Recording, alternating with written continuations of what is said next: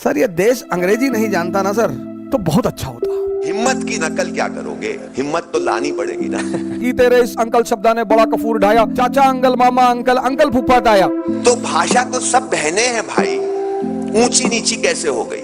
भाषा तो कोई बुरी ही नहीं सर दुनिया में। मैं सहज हूँ, मैं जैसा हूँ अपने को देख लिया, ठीक हूँ।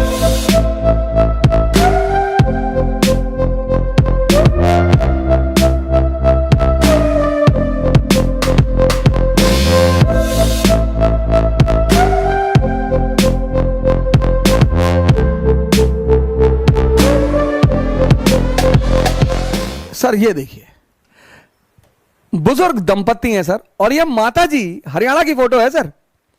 ताऊ को जो है वो मास्क बांधकर यहां दर्द होता था कान पे, तो माता जी 6 घंटे तक मास्क पकड़ी रही। हो सकता है आपके किसी परिचित के आसपास हो, बड़ी बात है सर। ये इन्हीं लोगों में संभव है सर। आज तो राइट वाइट की बात करने लगेंगे लोग, this is not my duty, I will not do this, this was not mention when we were married. Sir ये देश अंग्रेजी नहीं जानता ना सर तो बहुत अच्छा होता। इस देश में मैंने देखा कि अंग्रेजी बोलने वाले बहुसंख्यक लोग भ्रम का शिकार हैं। मतलब जब उनके अंदर ऐंठन पैदा होती तो वो इंग्लिश बोलते हैं, आई will not do this. Not do this मतलब मैंने लोगों को देखा इस देश में अंग्रेजी और ऐंठन का बड़ा गहरा संबंध है सर। मतलब अंग्रेजी बोलने, अंग्रेजी इंग्लिश बड़ी अच्छी भाषा तो कोई बुरी है ही नहीं सर। गुरदास मान जी के एक गाने में उन्होंने बड़ी तारीफ की अंग्रेजी की, तेरे इस अंकल शब्दा ने बड़ा कफूर ढाया, चाचा अंकल मामा अंकल अंकल फूफा ताया। भाषा तो कोई बुरी ही नहीं सर दुनिया में, बस बोलनी आती हो। एक जगह महात्मा गांधी कहते हैं कि ये शिक्षा ने, जो अंग्रेजों की शिक्षा हमको मिली, उसने एक काम कर दिया, हमारे स्कूल और घर के बीच की दूरी बढ़ा दी।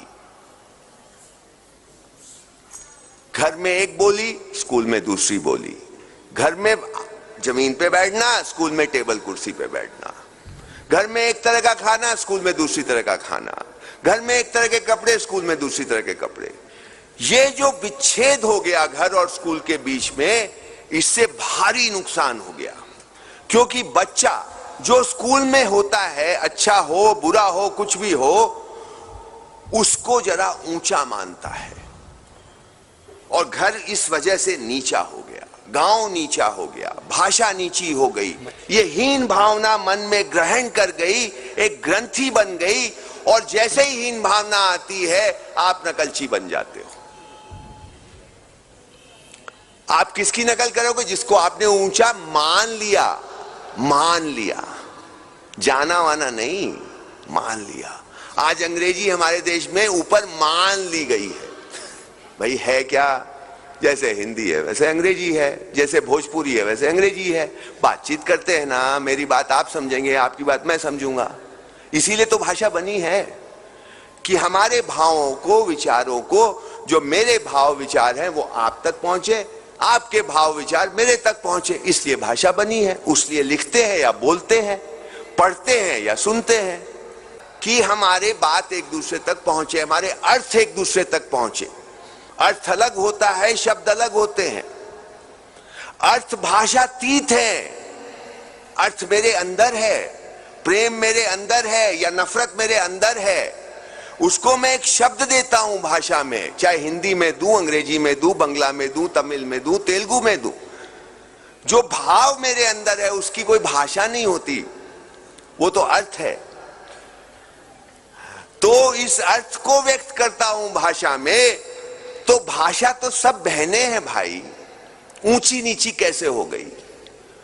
और जब बंगाली और तमिल जब मिलते हैं तो उनको न बंगाली ऊपर लगती है न तमिल ऊपर लगती है, लेकिन जैसे ही अंग्रेजी आ जाती है ये सब नीचे बैठ जाती है। कुछ पता नहीं क्या हो जाता है।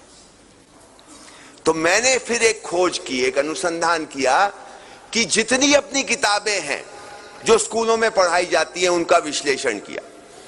कौन कौन सी किताबें? तमिलनाडु बोर्ड से शुरू किया, यूपी बोर्ड को देखा, उत्तराखंड बोर्ड को देखा, ये जो आरएसएस वाले स्कूलों में पढ़ाई जाती है उन स्कूलों की किताबों को भी देखा, फिर जो आईसीएसई जो अंग्रेजी मीडियम स्कूलों में पढ़ाई जाती है उसको भी देखा, और सीबीएसई की किताबों को भी देखा। और मैं आपको बताऊं, ऊपर ऊपर से फर्क है, अंदर में जो मूल्य हैं एक जैसे हैं। आपको उदाहरण देना चाहूंगा। तीसरी कक्षा की यूपी बोर्ड की हिंदी की किताब में क्या लिखा है, हिंदी भाषा की किताब में सरोजिनी नायडू पे एक चैप्टर है, उसमें बोलते ही है, वो किताब बोलती है, कौन पढ़ रहा है तीसरी कक्षा में? 8 साल उम्र का बच्चा, गांव का बच्चा भी, शहर का बच्चा भी। और गांव का यूपी का बच्चा घर में क्या बोलता है भाई? भोजपुरी बोलेगा, अवधी बोलेगा, कुछ और बोलेगा। वो क्या पढ़ रहा है? सरोजिनी नायडू बहुत होशियार थी, 5 साल की उम्र में अंग्रेजी में सुंदर कविता लिखती थी। ये कौन पढ़ रहा है? 8 साल का अवधी बोलने वाला बच्चा, जो बेचारा हिंदी भी ठीक से नहीं बोल पाता है। वो क्या पढ़ रहा है? 5 साल की उम्र में सरोजिनी नायडू बहुत होशियार थी, 5 साल की उम्र में अंग्रेजी में सुंदर कविता लिखती थी। तो इसका तो जीवन गया, 8 साल का हो गया, अभी बेचारा हिंदी में भी कविता नहीं लिख पाता। आप क्या कर रहे हैं? दिमाग में क्या बैठा रहे हैं बच्चे के? हीन भावना। इतना बड़ा जहर, इतना हिंसा और कहीं नहीं है। हम बड़ी हिंसा की बात करते हैं, ये हिंसा इतनी खतरनाक है, पूरी की पूरी कौम को नष्ट कर रही है। ये क्या हो गया है? हमारा विश्वास कहां चला गया है? तो हमने देखा कि ये सब अंग्रेजी इसलिए पढ़ रहे हैं, ये सब पैंट कोट इसलिए पहन रहे हैं, ये सब नकल इसलिए कर रहे हैं, हमको आत्मविश्वास चाहिए। तो हमने देखा भाई आत्मविश्वास तो बढ़िया चीज है, पर ये आत्मविश्वास के नाम से क्या हो रहा है? तो बात समझ में आई, नहीं भाई, ये आत्मविश्वास में भेद करो। एक होता है निरपेक्ष आत्मविश्वास और एक होता है सापेक्ष आत्मविश्वास। सापेक्ष आत्मविश्वास कैसा है? जो डगमग करे। आप मेरे से अच्छी अंग्रेजी जानते हैं तो मेरा विश्वास डगमग, आप मेरे से कम अच्छी अंग्रेजी जानते तो मेरा ऊपर आपका नीचे, ये डगमग करता रहे। आपने मेरे से अच्छे कपड़े फैशनेबल पहने तो मेरा विश्वास डगमग, मैं आपसे ज्यादा फैशनेबल कपड़े पहना हूं तो मेरा ऊपर आपका डगमग। ये हुआ सापेक्ष आत्मविश्वास, तुलना पे आधारित। निरपेक्ष क्या है? मैं सहज हूं, मैं जैसा हूं अपने को देख लिया, ठीक हूं मैं आपसे प्रभावित नहीं होता। तो सापेक्ष आत्मविश्वास प्रभावित होता है, निरपेक्ष आत्मविश्वास सहज रहता है। और अगर होगा तो क्या होगा? प्रभावित नहीं होगा, प्रेरित होगा। प्रेरणा में नकल नहीं भाई, प्रेरणा तो कोई ऐसे गुण की होती है जिसको आप अपने अंदर बैठाओगे और फिर वो फैलेगा आपके हिसाब से। हिम्मत की नकल क्या करोगे? हिम्मत तो लानी पड़ेगी ना। स्टाइल की नकल कर सकते हो, स्वामी जी जैसे हंसते हो वैसे हंस सकते हो, पर वो जो प्रसन्नता की नकल कैसे करोगे भाई मेरे? वो प्रेरणा है। तो हमारी शिक्षा प्रभावित कर रही है, हमारी शिक्षा प्रेरित नहीं कर रही।